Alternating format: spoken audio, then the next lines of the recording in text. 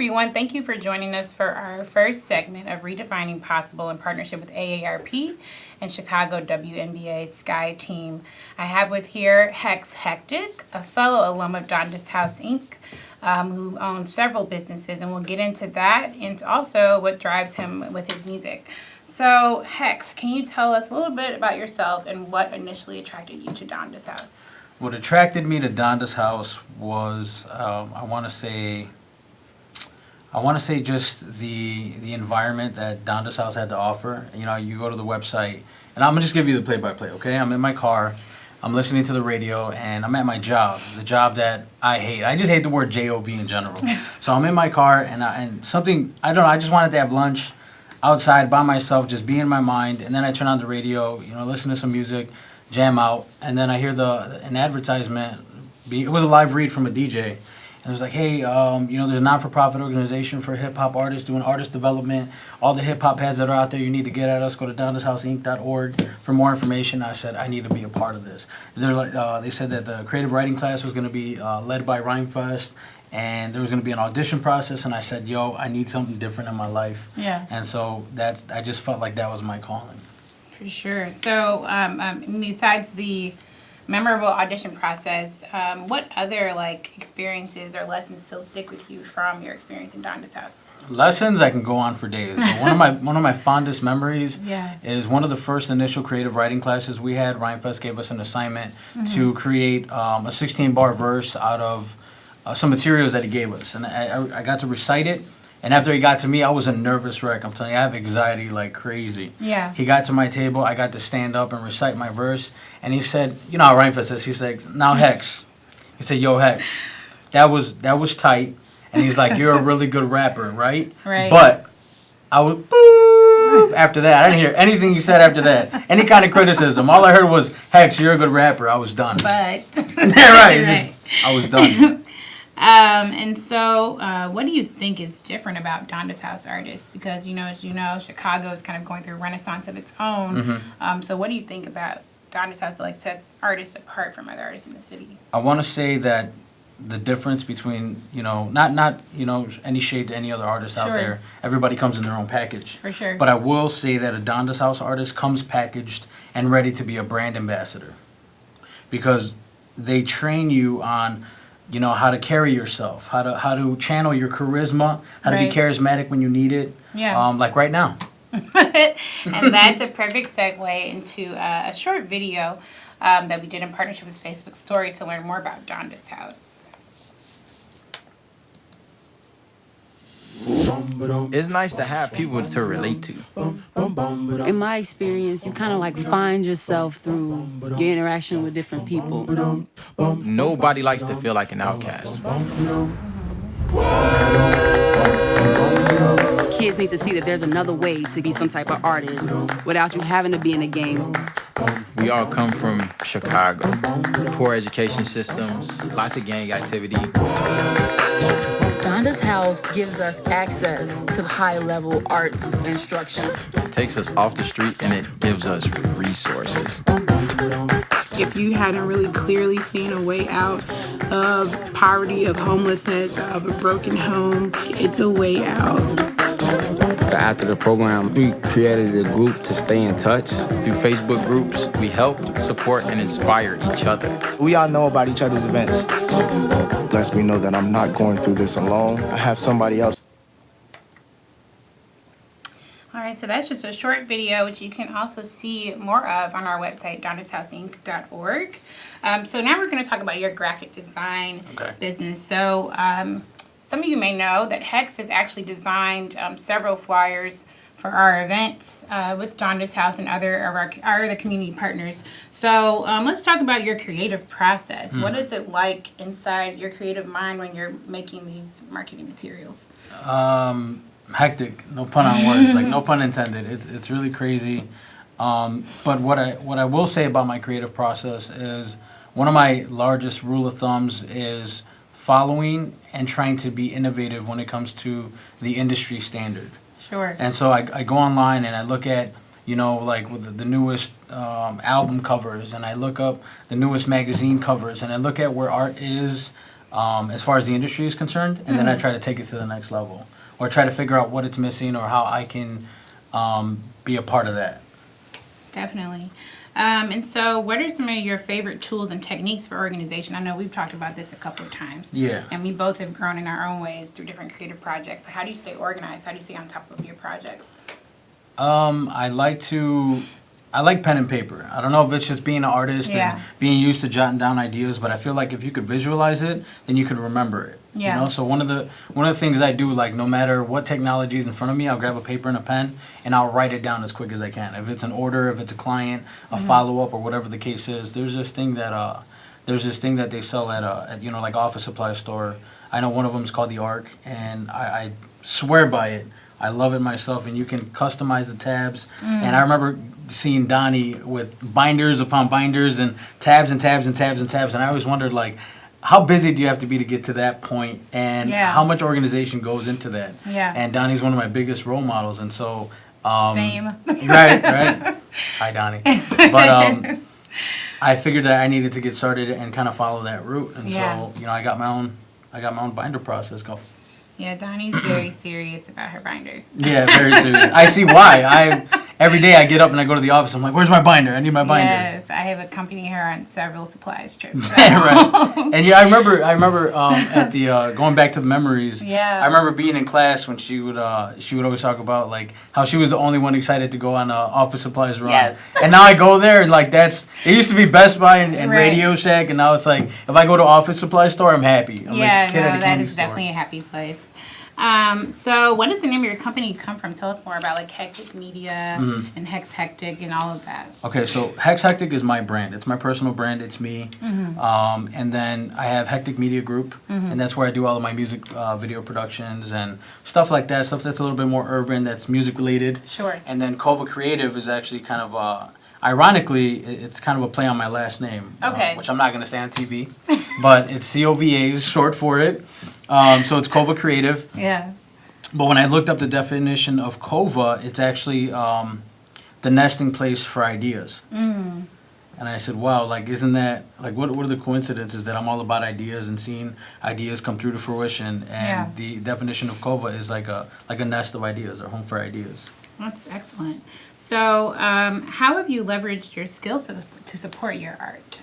Because when I first met you, you were auditioning for Donda House as a rapper, and then you just kind of blew up and have like your own like kind of enterprise of sorts. So like kind of a media mogul in the making. Well, I did release a song called "I'm a Blow Up," and I felt like I called it. I called it. I was trying to tell you I'm a blow up. Y'all didn't want to listen.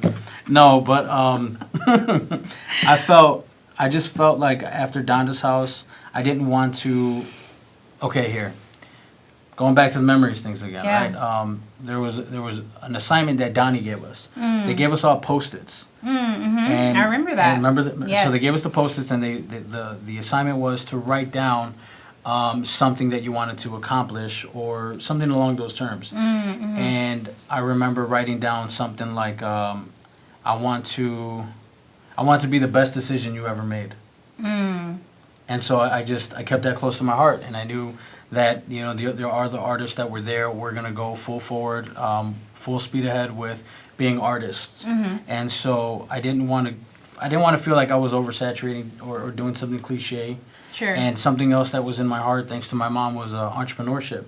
And I said, how do I take these skill sets that I've learned with Donda's House, like being more organized, learning how to represent yourself well on camera and stuff like that, and translate that over to a business. So I started taking graphic design more seriously, and before the program was over, before the graduation, that's when you tapped me on the shoulder and was like, hey, I saw your graphics, I see your social media game, and that was, I guess I'll say it on camera now, was all part of the plan. No, it wasn't. It just happened. Oh, it's great. Life's not that perfect, but it's not. But I think that's funny because I just remember like that was definitely like how you transitioned. I think from just student to alum, and then to working. We've worked together on several projects with Donda's House. So I actually wanted to show your flyer. Oh. Here, let's see where it is here. Okay. So we are having an event at Lake Effects Expo coming up on April 22nd, 2017. And this flyer is actually designed by Hex. As I mentioned before, he's designed several of our event flyers. This will be a songwriting session with Rhymefest, our co-founder and creative director, along with Fonte Gallo of the Foreign Exchange, as part of the bigger event, Lake Effects, which will be going on in that weekend, April 22nd, also powered by Google. This will be at the Chicago Cultural Center in the F1 Skyline Room. We have more information about that and other events we'll be hosting on our website, dondahouseinc.org/events. Again, that's dondahouseinc.org/events. So now we're going to go into more about your music background. So who are your musical influences and what do you like about them? I would say my first large influence was Eminem. Yeah, it was, my mom had brought, actually my brother's dad brought him an album, and the album was the Marshall Mathers LP. Oh, wow, but my classic. brother was only he was less than 10 years old. And so my mom was like, what are you doing getting him that CD? Here, Hector, so I grabbed the CD and I listened to it. And I remember listening to the emotionality behind his lyricism. Sure. And I felt like he could really deliver emotion via the vehicle, which is music. And I really that just kind of, remember when Stan came out? Yeah. I just felt like, wow, he told the story and he kind of had you in it visually without ever even seeing the music video. And then the music video dropped. Yeah. That was huge to me. That's awesome. So what does hip-hop look like in the Hispanic and Latino community? I would say it looks like hip-hop anywhere else. I don't see the difference. I feel like hip-hop is more of a movement and a culture that, is multicolored. You know what I mean? And it's it's bilingual. Because if you look up hip-hop on SoundCloud, you'll hear SoundCloud music from Brazil. You'll hear music from Argentina. You'll hear hip-hop from everywhere. And I think it's beautiful. So.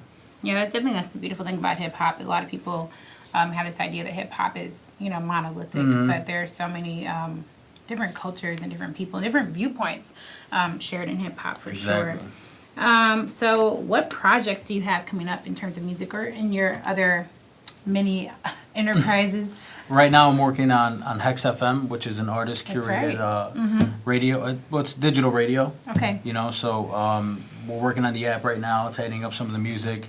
We're going through a big, large music pool and just getting in touch with a lot of the record labels and a lot of the music pools and getting that together. I'm also working on helping my partner with Logic Radio. Okay. And then we also have a community-based radio station that we're launching in Oak Lawn. Okay, awesome. So could we hear you perform a snippet of one of your songs? Or a freestyle? Sure. Okay, so here, so earlier when we talked about the graphic design stuff and how that segued into, from being an artist to being an entrepreneur. And I remember, I know I said that it was all planned, and this is explaining that. One of the biggest lessons I ever heard from, it looks like we got a caller. We do have a caller? Okay. Uh-oh. Great. Caller, what's your question? Hello, this is Stephanie. You've talked about a lot of different businesses that you have, and I'm interested to hear, how did you first start marketing yourself and gaining a following in, let's say, graphic art? Can you tell a little bit about how you did that in the beginning and how that's changed now? Sure, Stephanie. Thanks for calling and thank you for your question. So I would say that originally the idea was to start gaining some type of audience. Like you said, it's important to start getting some eyes on you. And so what I started doing was learning how to voice something other than what was going on Facebook. And so I don't know if you remember, but I would always wake up and post something super positive the minute I woke up, and then around noon I posted it again, and then around 2 o'clock I posted something else, and then I realized I started to create somewhat of a following from people that were looking for positivity. And so I kind of became that outlet for people. And so I would say that you can start connecting with an audience right now, maybe not necessarily through a service, but through something that speaks to who you are as a person. And us just as humans, we kind of gravitate towards other people. who have similar interests or who have things in common with us. So I would say that'd be a great start. And then eventually you can start plugging in your own services and say, hey guys, I know I post every day and I think it'd be great if somebody out there could help me by hiring me to do this. This is something I'm into now. And just start plugging away at it. Yeah, I think to X's point, I think transparency is key, and that's something that I've admired about his work from the very beginning. Thank you. He's always been a great storyteller, and has always been very creative and timely with his messaging. Even now, I mean, I've seen his following probably almost triple since we've met back years ago. So I think if you can tell a story and it's something that you feel comfortable sharing with the world, and you're able to craft it in a way that can resonate with so many people, because everyone is out here trying to live out their dreams, trying to figure out what their goals are, what their purpose is in the world. And that's something that anybody can relate to, whether they're in Chicago or Brazil, Argentina. It doesn't matter. So I think that's definitely been part of Hex's journey too. Just becoming an artist, becoming an entrepreneur, creative, and touching so many people with his work. Well, I learned that from going back to what I was saying. Thanks again, Stephanie, for calling. One of the biggest lessons I learned and how I decided to become an entrepreneur was the lesson that stuck with me this entire time was learning how to be selfless instead of self-serving. And I realized that I had, a talent for graphic design, and I wanted to donate that to the organization that was helping me become the person I am today. And Kelsey tapped me on the shoulder and said, hey, I think you have a talent with graphic design. And so we took that to Donnie, and then, we started, growing it. Yeah, I think that can also kind of relate to even my journey as an alum of Donda House too, because when I started, Donnie was doing a lot of different things by herself. Everything. And I was like, I think you need some help. Let's see how I can help you out. And, by her and Che or Rhymefest taking me under their wing, I've been able to share my services and my skills with them. And that's what's also helped me grow as a professional, as a creative in event planning and a host of other things. Complete selflessness. Yeah, being completely selfless and just being able to network within our creative community at Donda House has also been a blessing for both of us, not to mention over the 300 students that we've served in the Chicagoland area who've been able to build a network of people they can call on for different projects and different ideas, whether you need a producer or a videographer, what have you. So I guess maybe we can go back to what was your process for transitioning to entrepreneurship? Just going back to Stephanie's question and some of the things we've touched on briefly. Honestly, I want to say that it was hearing Rhymefest say that it pays to be selfless versus self-serving, and then the stories he told that went along with it that proved, and that was kind of the proof of concept, and so that's what I started to do. Donda House was the first time I ever practiced being selfless with something that other people were saying, like, oh, you need to put a dollar amount on that, and don't do something for free. And I just completely channeled out all the negativity, and I listened to myself, and I listened to my gut, and I said, no, this is something. They didn't understand what non-for-profits are, and a lot of people are surrounded by other people who don't understand what you're doing.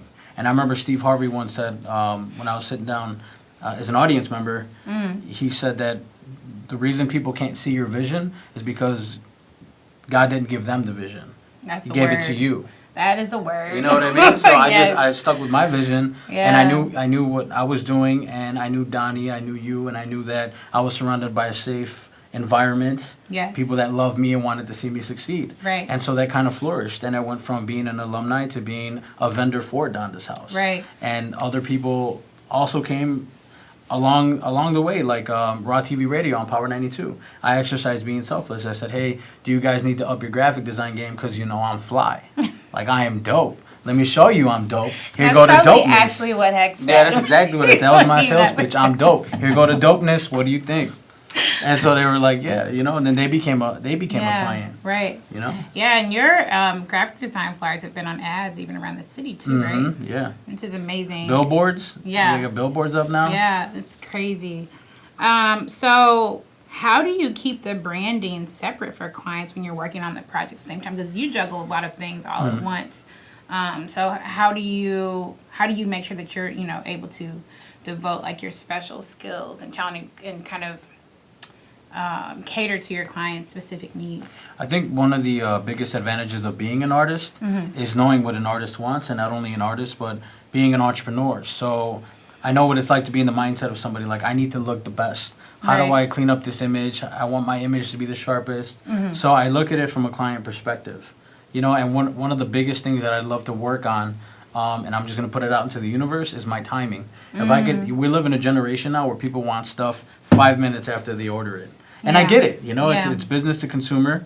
And I feel like if I can master that, make a lot more people happy, I'll ultimately do my business a lot more justice. Sure. So let's see if some other questions. Speaking with Donda House, you know, there are cuts from, you know, government, federal level government down to local level, cuts happening to arts programs nationwide. So what do you think about that? I think it's horrible. Yeah. Originally, Donda's House for me was that safe haven. It was that, you know, I was a horrible student, and I remember being in high school, people saying, "Why you got to get your grades up?" And I just felt like I was always in this like industrial complex where I felt like, you know, they just want to make me another mold. You know, I said there's more to me than just the books, and I realized school is a very important part of the process, right? Because it teaches you a lot. But the things that I wanted to learn, like art or how to make music or how to do graphics, even early on, I knew video editing and filming was stuff that I wanted to learn, and I didn't have an outlet. And the high school didn't have an outlet. You know, and maybe, you know, they do have outlets, but your grades kind of dictate whether or not you can take that class. And so if you put funding into these programs that completely separate what you're doing in school and outside of school, not only are you providing a shelter for students that are trying to avoid getting into situations that I got myself in, you're providing them, you know, kind of like a streamlined process to what could be the best career of their lives, you know, or their dream jobs. Right. So it's horrible to me. Like the minute I found out that Donda's House existed, I said we need 25 more of these. Right. You know, in the 25-mile radius. Like these kids need this. Right. Right. Yeah, I think it's very important. I think we've discussed this before, just how, you know, arts has been instrumental in both of our lives, and I'm sure many Donda's House alumni could say the same thing. I've been involved in some kind of arts since I was like 5 years old, you know, whether it was art classes, band, drama club, band again. You know, I think just having those outlets, those healthy outlets. It is, yeah. Not only was it helpful for me as a person, but I was able to just, you know, learn more about different analytical skills and things. Because, like, people don't realize, like, when you're working in the arts, like, that translates to your math skills. To everything, to everything. Yeah, so I think, like, if people had more exposure to the arts, like, it would be great. So, you know, Hex, you've been great. Thank you for having me. Thank you again, Stephanie, for your phone call. So any last words for our viewers? Keep dreaming. Chase that dream. Don't stop. No matter what anybody says, you keep going. Okay, great. And so this would be a great time to show our upcoming events that we have with our partners here, AARP and with Chicago WNBA Sky Team.